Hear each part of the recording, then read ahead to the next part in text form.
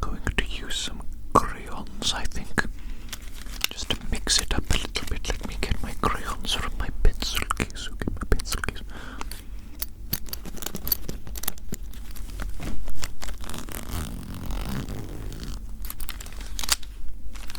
Let us see. I have a limited number of crayons, okay? So we are going to be a little bit limited in the colors. In fact, I can show you right now. These are all the colors I have. A green, a red, a blue, a yellow. What are they? Are these primary colors? And then this is a secondary color. Is that true? I don't really know colors and stuff very well.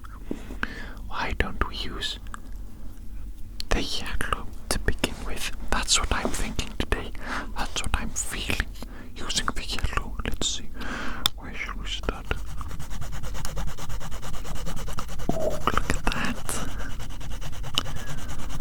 Look at that color. That is beautiful. What an absolutely beautiful color that is.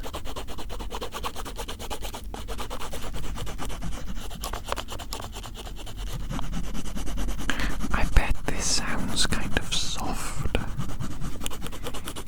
than a colouring pencil. It sounds sort of gentler. Do you think so?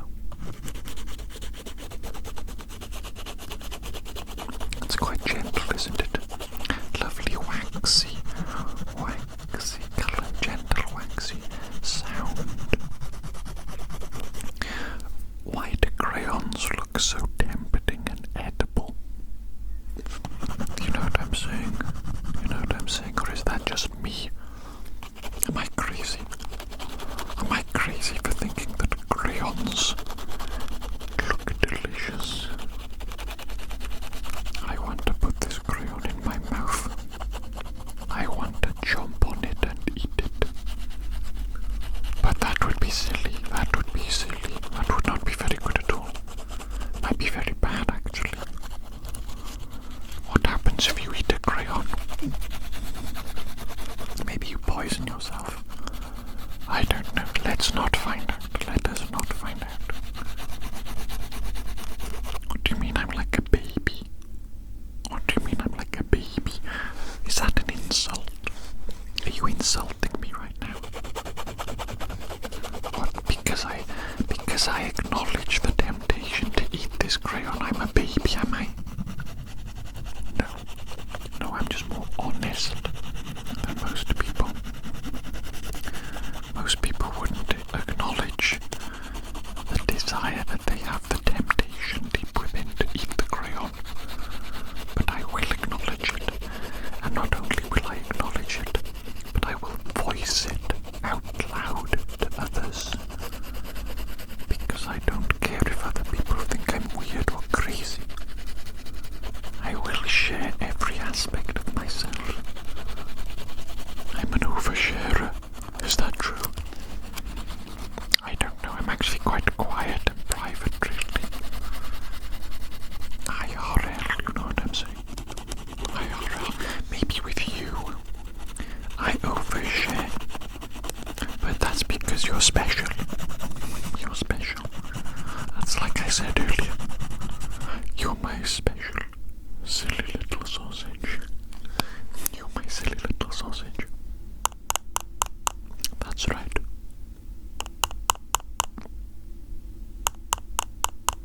You're my silly little sausage. I'm tapping my silly little sausage on the face. Don't tell me you don't like that. Don't pretend like you don't like it.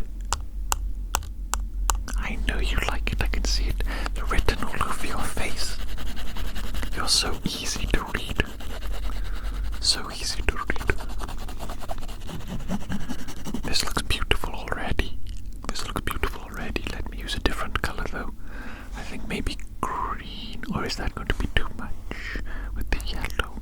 What do we think? I think let me try the red. Let's get a little bit of red on here. Oh, that's dark.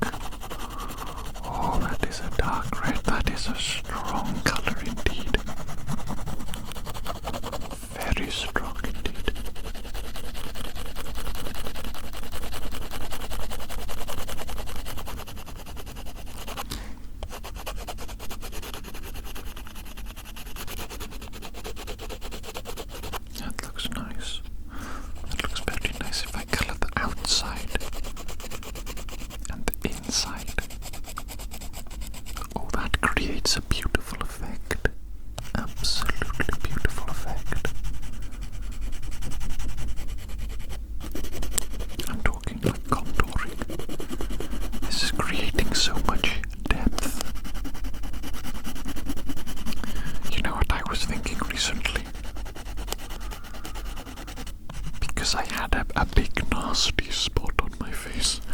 I had a big nasty spot on my face, and I was thinking, I don't know if I can record a video with this on my face, you know what I'm saying? Especially not one of these videos where I'm literally an inch from you. That wouldn't look too good, would it? I don't think you would like to stare at a gigantic volcanic spot on my face for 20 to 30 minutes. Not when it's 1 inch from your face, not in 4K. Oh my goodness me, a volcanic spot in 4K. No thank you. No thank you.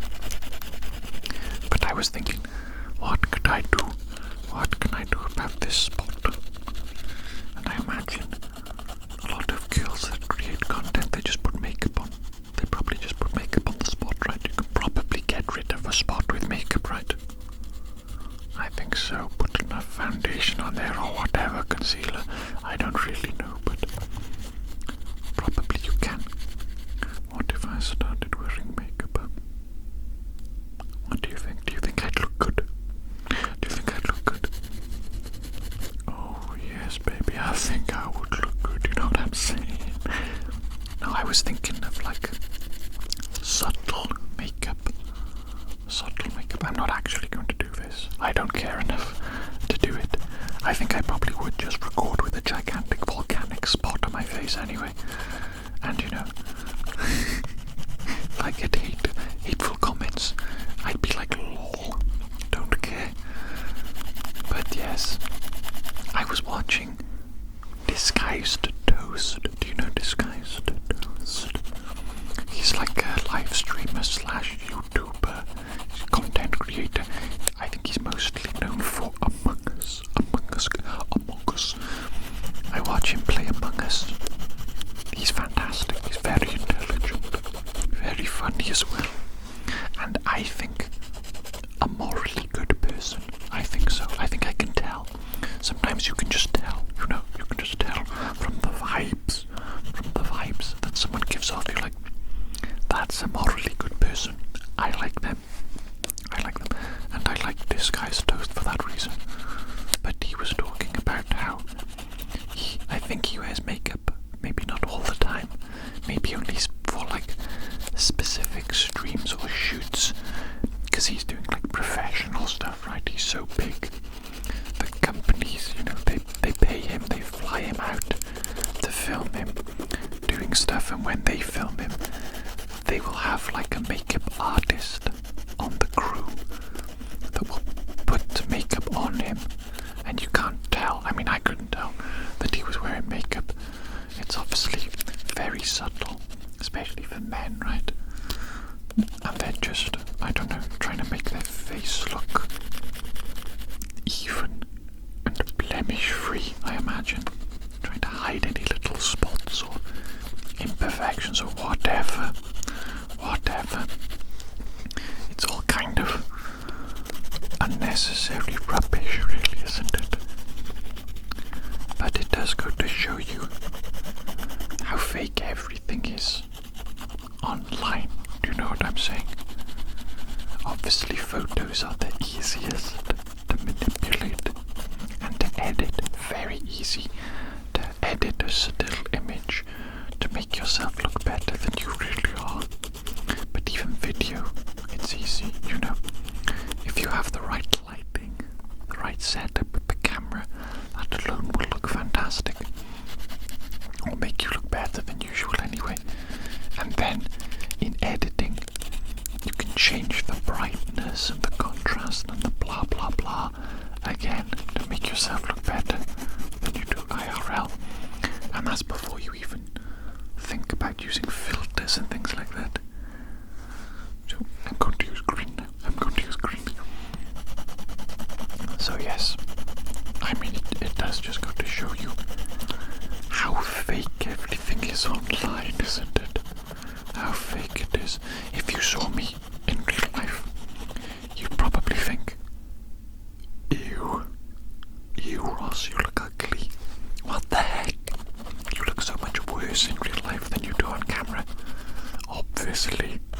obviously I've got some nice lighting here, kind of. I've edited this video in post, changed it a little bit. I don't do that much, honestly. I don't care, but maybe that's to my detriment. What if I started putting more effort into making myself look beautiful, you know what I'm saying? Maybe I'd get more views. Who cares to some degree? To some degree, who cares? It's whatever. But, it's something to think about and to consider.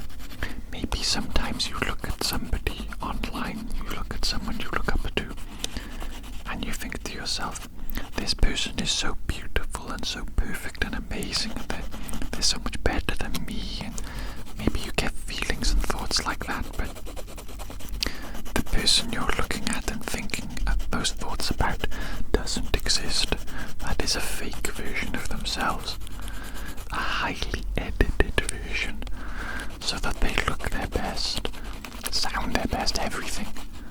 In real life, they're not quite as good as they portray themselves online. Everybody is human. We're all human. We're all the same. We're all imperfect in certain ways, but also we're all good in certain ways. We're all capable of something, all talented at something. So, I'm just saying it's important to remember, important to keep some perspective. Just remember we're all the same. No one is better than anyone else. Just because maybe they look better on camera, that's an edited, false version of them. You know what I'm saying?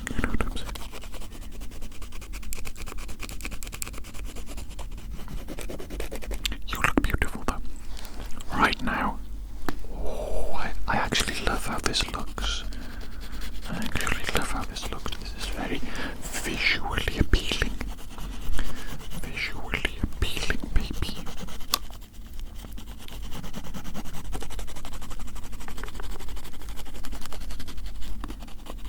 I want to use all the colors though. Let's see if I can use the blue in a way that would look nice.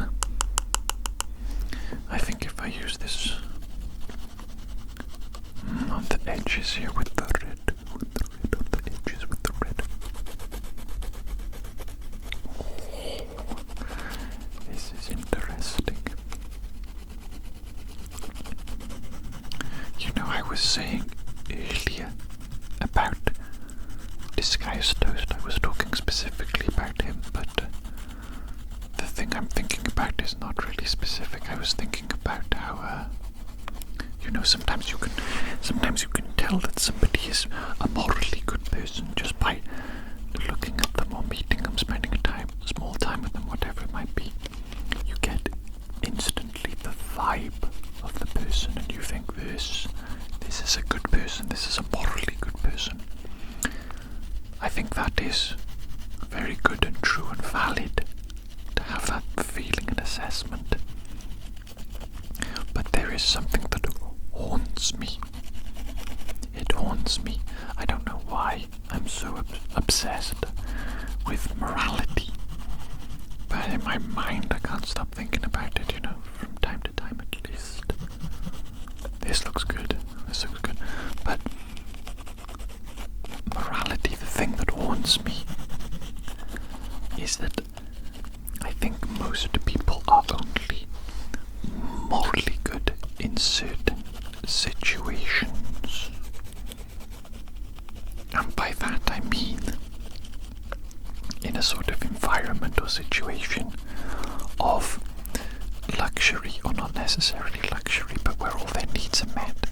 What I'm thinking about is if we were all transported to a post-apocalyptic world,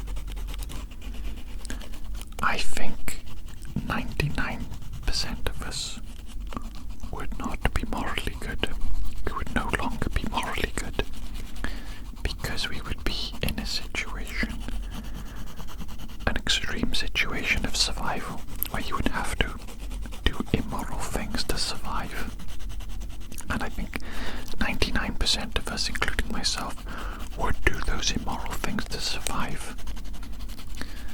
And if that's the case, if we would be immoral in extreme situations, were we ever moral to begin with? Were we ever a good person to begin with? If we're only good when it's easy, are we good? I don't know. That's something that haunts my mind. I know we would all like to think that, even in the extreme situation, even in the post-apocalyptic world, I would still be good morally. I would still be a good person. I'm special, I'm good. Right? That's what we like to think and imagine in our minds. But it's difficult to put yourself in the situation realistically. Imagine that you've been hungry. Imagine you haven't eaten any food for 7 days. You've had limited water. You're alive, but barely, and you feel absolutely horrific. You feel worse than you've ever felt in your entire life. You're starving, you're about to die basically. You're on the verge of death. And then let's say an opportunity presents itself. Let's say you see a woman and a child and they have food. Now, you find yourself in a situation, in a moral dilemma, where you could, best case scenario, steal the food from the mother and child and keep it for yourself, eat it and survive. That's the best case scenario. Worst case scenario, I suppose, is kill them and steal their food, right? Hopefully we wouldn't do the worst one. Hopefully we wouldn't kill them. But I think a lot of us would steal the food. I think a lot of us would. Even though that's morally bad, isn't it? That's morally bad. But the alternative is die. The alternative is starve to death, painfully, slowly. What are you going to do? Are you going to die? Are you going to sacrifice yourself to allow the mother and the child to keep their food and survive? Is that even the morally good thing to do? I would think so, yes. I would think so. But I think what would actually happen in reality is you, me, most people, 99% of people, would steal the food from the mother and the child. We would eat it, we would survive, and then afterwards we would rationalize our behavior, and we would say things to ourselves like, oh, that mother and that child, they probably went on and they found some more food. They're probably doing fine. They're doing absolutely fine. They found food. They're doing okay. Even though I stole their food and I ate it, they're still okay. It doesn't matter. What I did ultimately wasn't a bad thing. That's what I think we would do. I think we would do something morally bad or questionable at the very least, and then we would rationalize in our minds our action so that we could go on believing that we're actually a good person, despite the fact that maybe we aren't. I don't know, but that is something that kind of haunts me. The idea that I myself and many others would likely do bad things in extreme situations in order to survive. And if we do that, then are we morally good at all? Or are we only morally good when it's easy and when it's convenient for us to do so? And honestly, I don't know. Can you really judge someone for doing something bad in an extreme situation like that? It's very difficult, isn't it? It's very difficult. It's suddenly more complicated, and it's not as clear and easy as simply doing good or bad. It's not black and white, it's not binary.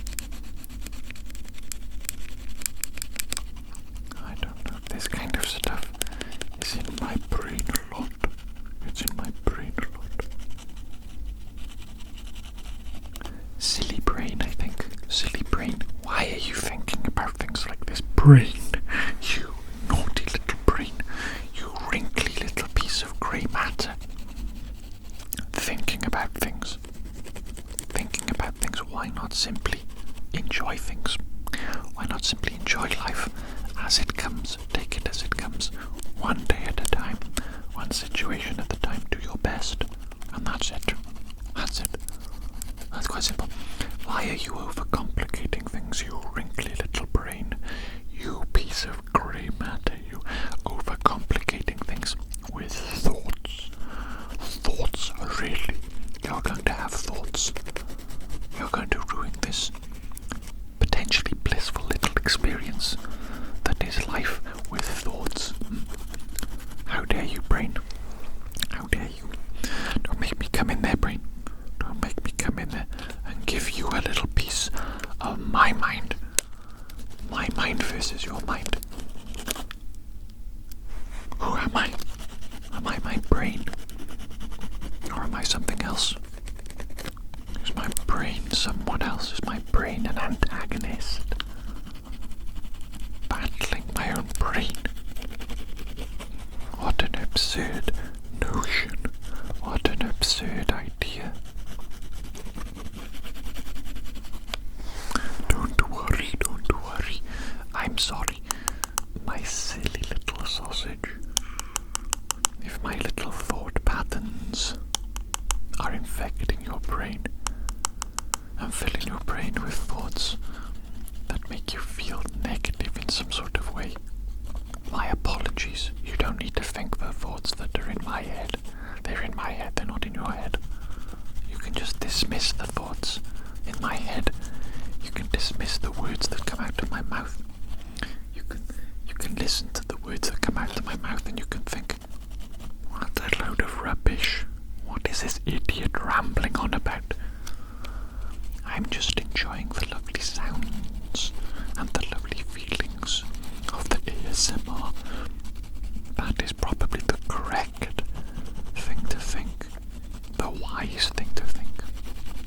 Dismiss my thoughts and my ramblings as the ramblings of an idiot. I think I would if I was in your position. I think I'd listen to me and I would go, what is this bloody idiot talking about? Oh well, at least it sounds nice when he whispers and when he colours. That's all that matters.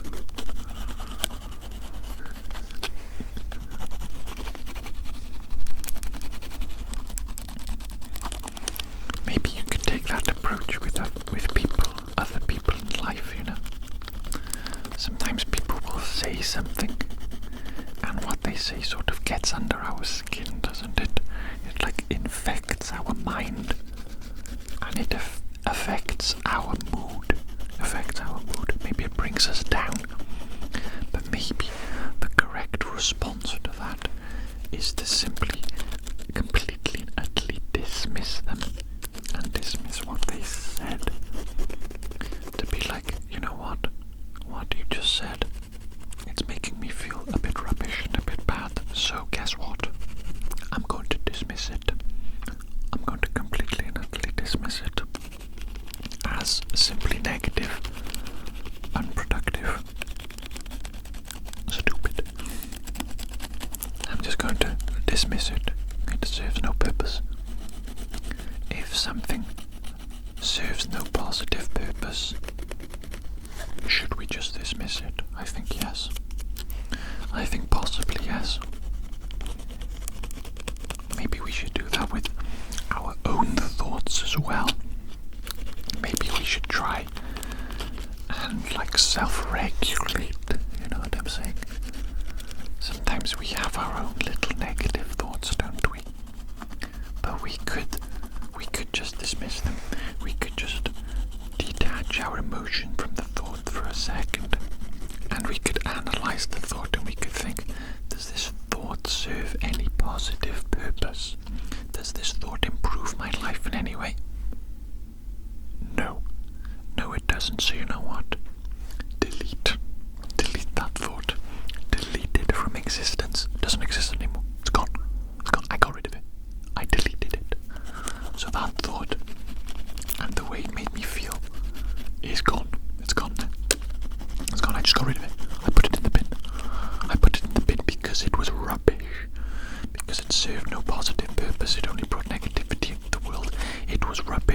I put it in the bin where it belongs.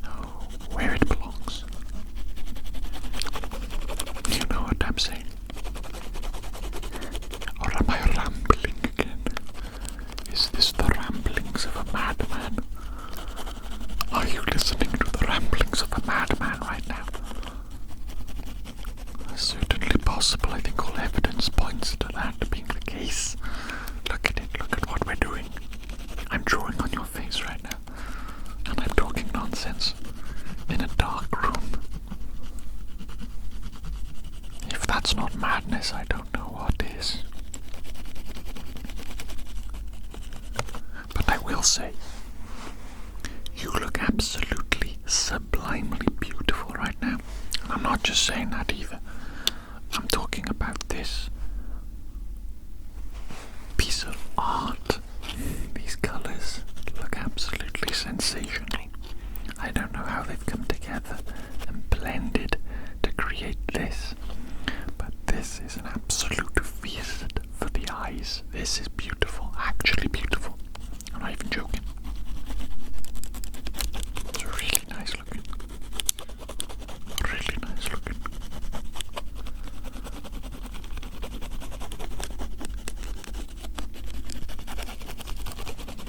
There's like a great texture as well. A great texture. It's obviously because the crayon is waxy, right? What is a crayon? What is a crayon? What is like the chemical composition of a crayon? Is it wax? It's waxy. That's for certain. It's waxy. Is each colour must have some sort of slightly different chemical composition, don't you think so?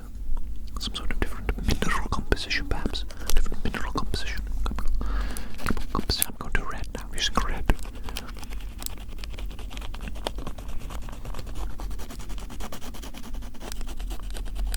Yes, I like this texture though. This texture that's been created from this excessive use of the crayons.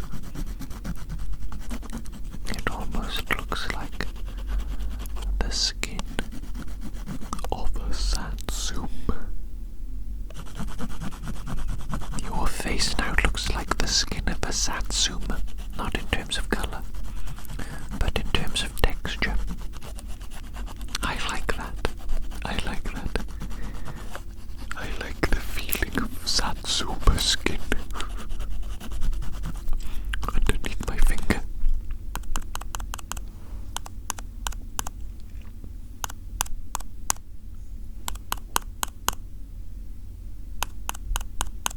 Why do you sound so plasticky? Hold on a minute, listen to this.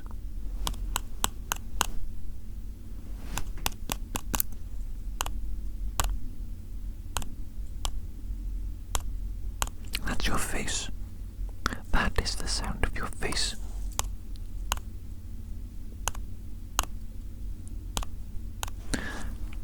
You sound like you're made of plastic. Are you made of plastic? You've gone a bit too far with the plastic surgery, haven't you? You have, haven't you? It's okay. I see. You took it too far. You got carried away. You thought to yourself, that looks good. Maybe I'll get even more plastic surgery done. And now you've become a piece of plastic. Oh my goodness me. You little plastic individual. You're like a piece of Lego now. You're like a piece of Lego. You got so much plastic surgery done that you've become a piece of Lego.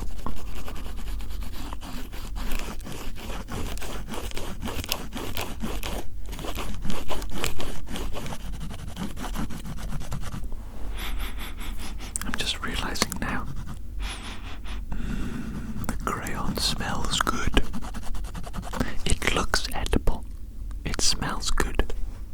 And yet I'm not supposed to eat it. I'm supposed to resist eating it. This is one of those absurd tests from God, isn't it? God is testing me. He made the crayon look delicious and smell delicious, and yet if I eat it, maybe I'll die from crayon poisoning or something. God loves to have these silly little tests, doesn't he? Why are you testing us, God? is this game? Is it a game to amuse yourself? Does it get boring being an infinite being, living forever? I imagine it does. Sometimes I wonder if God made Donald Trump president for the lulz. You know what I'm saying? Just to watch everybody freak out. I thought that a while ago. It's like end stage capitalism, isn't it? Donald Trump becoming president, because he's basically just a rich guy, isn't he? I don't really know anything about him or his politics, honestly, because I just don't keep up with it. I'm not interested, you know. But they'll keep doing what they do regardless if I pay attention or not. And if I pay attention, it doesn't change anything. Not in my life, not in theirs. It just doesn't change anything. So I just don't pay attention. I just carry on with my life. Do fun little things, right? But it is funny to see everybody freak out. It's funny. I literally, the thought occurred to me, what if God made Donald Trump president just to watch everybody freak out and to have fun? Just to laugh at everybody. Laugh at all their reactions. I wonder if I would do something like that if I was God. Probably a good thing that I'm not God. I would do all these things to troll people, to amuse myself. I wouldn't be cruel though, come on. Come on, I'd be good. Just a little bit cheeky, have a little bit of fun. God must have a sense of humour. He absolutely must. Look at the world around us. There's no way he doesn't have a sense of humour. There's no way.